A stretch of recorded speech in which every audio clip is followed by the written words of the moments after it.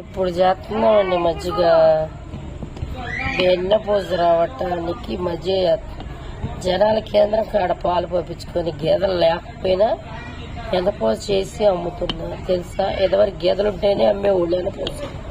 లేదండో ఇప్పుడు గేదెలు లేకపోయినా కూడా కేంద్రంలో పాలు పోపించుకొచ్చి నెయ్యి అమ్ముతున్నారు.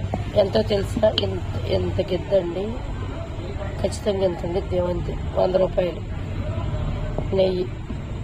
చల్ల నీళ్ళు పోసి ఎన్నపూస వచ్చింది, చల్ల నీళ్ళు పోసి చేయండి అంటున్నారు. అందుకే చల్ల నీళ్ళు పోసి ఇందాడా తిప్పుతున్నాను. వస్తుంది అదిగా దగ్గరకు వచ్చినట్టే ఉంది. ఇంకా తిప్పాలి, కొద్దిగా తిప్పితే చాలండి వచ్చేసిద్ది. 2 చేతులు తిప్పక్కల చల్లగుత్తులు గట్టిగా తిప్పితే వచ్చేసి. మజ్జిగ చేస్తున్నానండి, చాలా టైం పడుతుంది చేసేసరికి, చాలా టైం పడుతుంది. టక్క టక్క టక్క టక్క చేస్తే కానీ